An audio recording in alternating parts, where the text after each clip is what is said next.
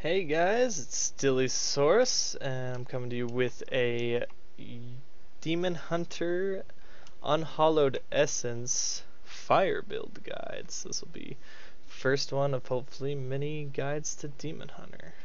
So let's just go ahead and jump into the build, and let's find out what's new between the 2.3 UE Demon Hunter and 2.4. So as you're going to see on our skills, for the most part, it's basically the same. You're going to see a couple things are different, but we'll just go one by one and make sure we just cover all our bases. So first is our primary, our generator, and it's Evasive Fire Focus. Recently, within the patch on PTR, they did increase all of the primary generators. All the runes were increased by 1 hatred, so they did make it a little bit more diverse, and actually every single being Hungering Arrow, Entangling Shot, Bola, and Grenade all now have an ability that generates 7 hatred, so just like Focus does. I still use the bread and butter of Demon Hunter primary generators, that being Focus, because its cone damage is really reliable for hitting targets. It makes it so you can shoot from basically off screen. The animation shows that it's not shooting that far, but it really does have a very insane range. So I keep with it because it's an instant trigger for the focus and restraint. So I'm just going to keep my focus. The alternative for still using Evasive Fire if you wanted to is if you're taking a little bit more damage or a little bit more squishy, you could always use Harden, and that increases your armor temporarily instead of backflipping, and that's by 25%. So it's going to be basically like you're keeping up your focus and restraint, but you're going to have to keep it up, just versus it being 5 seconds, it's going to be a 3-second gap. So that is a little bit of change, but I'm going to keep with focus. Our multi-shot is still going to stay as Arsenal. Obviously, this is a fire build, so we're going to be using the fire multi-shot. It's still by far the best comparatively, so we're going to stick with that. Our first skill, besides our shooters, I'm going to call them, is Vault, and the only difference between most Demon Hunters with their utility is Vault and Smokescreen. Now, some Demon Hunters like Smokescreen, they like Displacement and Lingering Fog as their runes. This being they like the immunity frames, that you're basically invincible, and with Displacement you get the 100% movement speed, so you can move as soon as you use your immunity frames, and Lingering Fog for the increased time. But I prefer the Vault with Tumble. I enjoy if you time your immunity frames quickly enough, like as you're vaulting, you can avoid damage like Moltens or Frozen as long as you time it right. So I feel it has the immunity frames, you just have to time yourself right. It also has the gap closing from point A to point B is much quicker. I feel you get out a lot more situations a lot more quickly. So I'm going to stick with Vault. Our second is Preparation, and it's obviously still just Invigoration. The recent change, though, it was 15 discipline to permanently increase our discipline pool, but now it's up to 20, so that's 5 points more for absolutely free. So just going from better to best, awesome. Our next is Vengeance, and yep, that's going to be the big changer. Now, some people did use Vengeance before, but the difference now is with UE is we have permanent Vengeance. We're going to get into that when we start looking at the gear, but we're going to start having our permanent Vengeance with Seethe is going to be the rune with that. And there is another rune that is very nice, and that's Dark Heart, and its Vengeance fills your heart, reducing all damage taken by 50%. That was changed from what it used to be, and it's a great rune, but again, our spec will actually give us that. So Seethe is by far the best rune, and we're going to get the second best rune. So 10 hatred per second, can't beat that out, so that's what we're going to be using for Seethe. For Vengeance is Seethe. Our companion is going to be Wolf, and yep, we're using companion again. I know a lot of people use like turret, or they try to figure out how their follower could keep up a constant slow. They're worried about slow, but don't worry, we actually have another fix for this, and that's going to be the thing that you're probably looking at the bottom each time I go out on our passives. We'll get to that in just a second, but companion Wolf, with our new gear set, we have a lot more cooldown. So us actually using cooldown now, we have a lot more uptime of the Wolf buff. And that being said, it gives you an extra tank, so it gives you a little bit more breathing room. So it's pretty excellent. So we're going to go ahead and use Companion Wolf. Now on our passive skills, we're going to keep using Ambush, the same as before. 40% additional damage to enemies above 75% health. Pretty amazing. You use that until you get them down, then you just have to get from 75 to 60 to get your double tap of Dead Man's Legacy. Our second skill is Awareness. 2 lives, much better than 1. Can really help you get out of the bad spots and continue through your rifts, so we don't need to go into much explanation about Awareness. It's just a must-have. Ballistics increases damage of your rockets by 100%. This has been carrying Demon Hunter for a long time, so of course we're going to be using this, since this skill not only affects our multi-shot, but now it affects Vengeance in a much more crucial way, since our Vengeance now gives us the rockets, which it always has, but it now also gives us 40% increased damage. So that's pretty huge. So Ballistics is a must. And then the last one, which I'm guessing you were looking at, is Thrill of the Hunt, and it's no longer useless. It's now enemies hit by your Hatred Spenders are slowed by 80% for 2 seconds. That means each time you're multi-shotting, you're always slowing the target. So no more worrying about Ice Blink, your turret, your follower keeping the slow up, your Thunder Fury in the cube. None of that matters anymore. You have this amazing new redesigned passive skill. So you're also probably wondering where Call the Weak is. Well, that's what my Hellfire is Call the Weak passive. So that's where that is.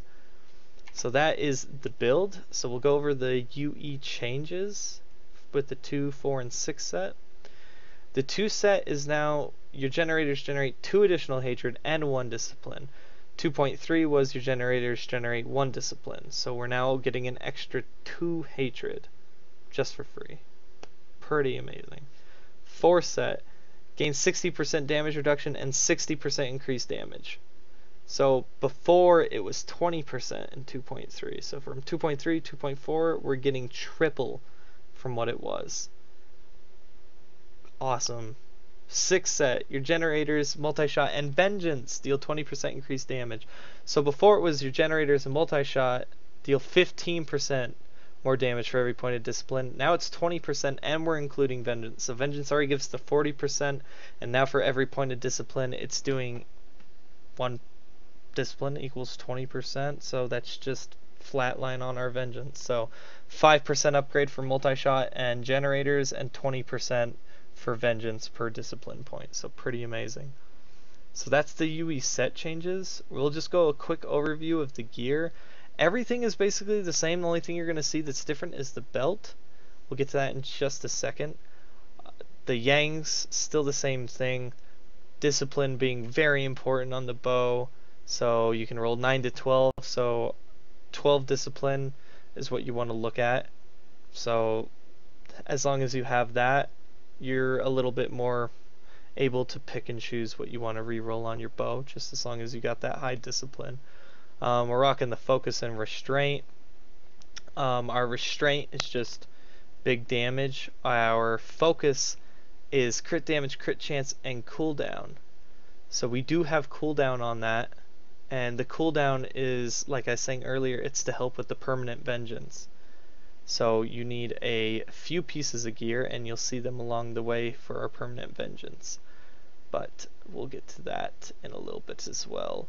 Our gloves, just the basic dex fight, crit damage, crit chance. Our shoulders, again, here's another part that has the cooldown reduction. It has dex fight, all resist, and cooldown reduction now. So cooldown reduction is a big part of the new build. You need to hit a 35%.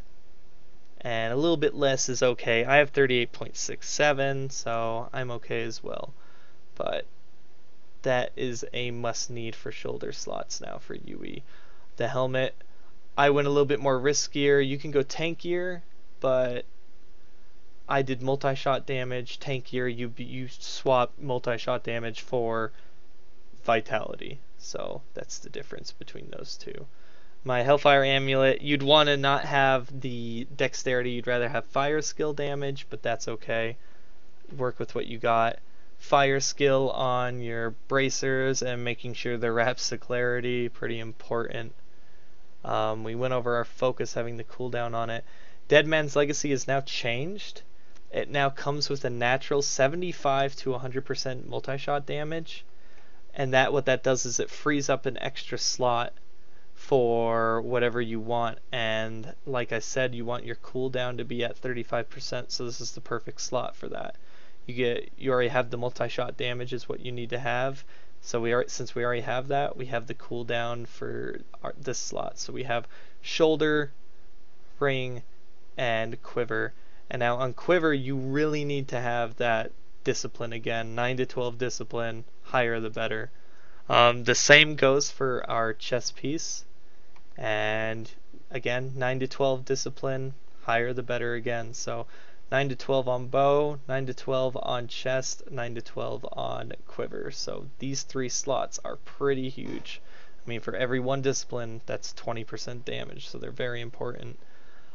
Your chest, you just need the defensive as well as the offensive, so that's how ours is going, is dex, fight, and life percent. Sorry, it's dex, all resist. It could be fight and life percent.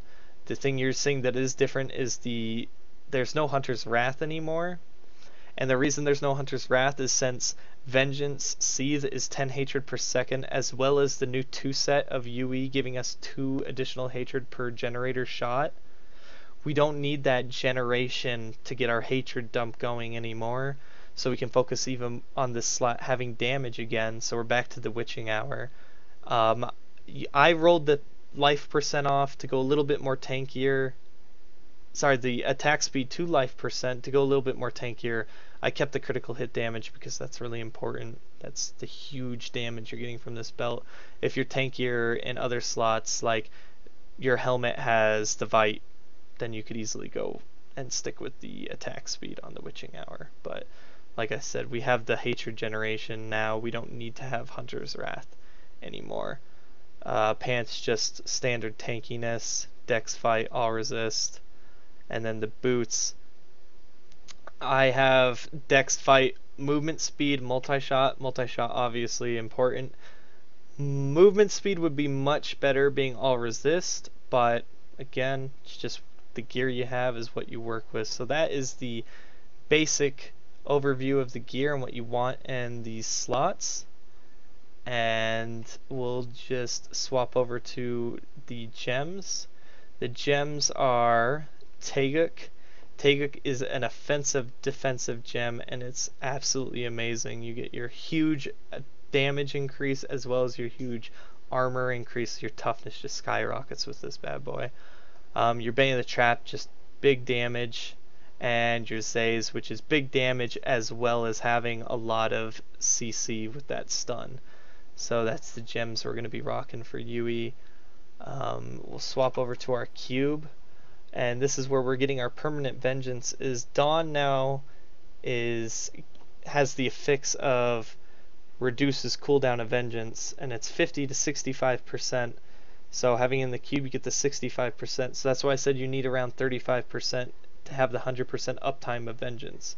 So you can now have 100% vengeance uptime. So there's no downfall. Having a little bit of downfall is perfectly fine, but more vengeance, the more damage. So for the armor slot, we're using a Visage of Goons. It's a new item. It's what it gives you is the vengeance gains the effect of the Dark Heart runes. Like I was saying, the only other skill rune that was really amazing now is Dark Heart, and Visage of Goons gives us that. So it gives us that 50% damage decrease while we have vengeance up. And like I said, Vengeance is 100% uptime. You have that 100%, 50% damage reduction.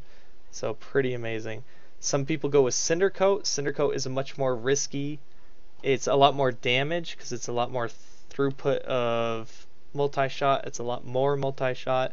But again, you're losing that 50% constant damage reduction. So whichever, you can either be more tanky or more glass cannon. It's up to you.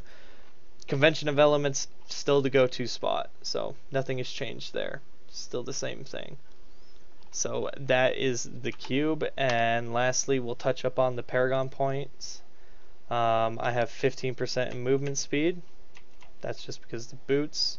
If you can get all resist in place of movement speed, much better. But you work with what you got. 15% plus 10% on my boots, 25. You need to have that base 25%.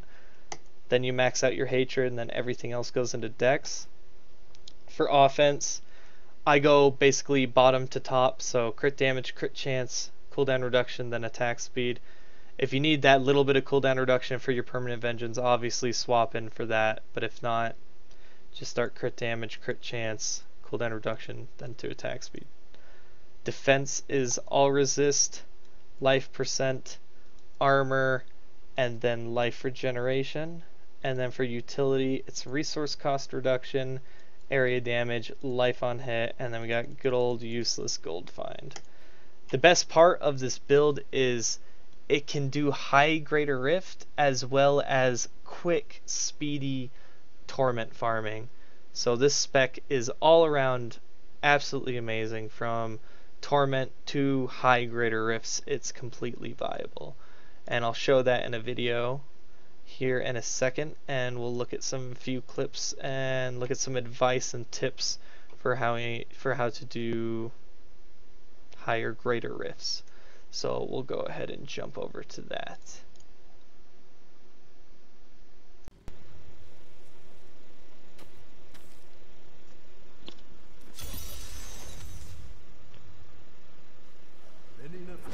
So as you can see, when I get straight into this rift, I kind of get ambushed right from the beginning. And the rough thing about Taeguk is that although you do get the attack and defense like I was talking about earlier, it does take time to stack up, so you're a little bit squishier at the beginning, but you just need a little bit of time to stack it up a little bit, and it'll start to come through and it'll really start showing. One thing that a lot of people get wrong and maybe misconstrue about Yui is that the way you play it is, as you're going through, you really want to be grouping for the most part and generating your hatred pool up to get to the max amount as your cold skill, so your cold Convention of Elements is coming up. And as that's coming up, you want to have your wolf cooldown and make sure that your vengeance is all ready to go. And as you're going through, you want to make sure that each time you see your cold popping up, you need to try to have a group ready and be in a safe spot, because as soon as fire hits, you want to be just blasting through all your hatred. So you'll see I try to, for the most part, gather, and then as the fire cooldown comes up, I try to stand still and do as much damage as possible. And that's really how you want to do. You want to, through the convention, is just as soon as your fire's down, you want to just try and group up as much as possible and pull up your hatred. And as soon as fire hits, you just want to make sure that right before the fire hits, you want to refresh your focus restraint, make sure that's good to go right at the beginning. Have your whatever buffs you need. In this case, I'm using the wolf, so you want to have wolf up and make sure that your vengeance is up. And then just as soon as it hit fire, you just want to be able to stand still as much as possible and just blast through with as much damage as you can. As you're playing through rifts, them being normal or them being greater rifts, something you really want to focus on getting better at is stutter stepping. Stutter stepping is really important for Demon Hunter gameplay, especially with Yui, even with Marauders, any other spec. It's really important to be able to continuously move and keep firing and keeping your damage up as well as moving. If you don't know what stutter stepping is, there are videos for that. but for the most part you just want to focus on just continuously moving, never being in the same spot, being able to just constantly just move spot to spot, but as you're moving just being able to do your pot shots just constantly. So you never want to be not doing anything as a demon hunter. It's very important to just keep up at all times, either doing damage or pulling your hatred up. So stutter stepping is demon hunter life, especially for UE. So super important thing to focus on getting better at all stages of skill.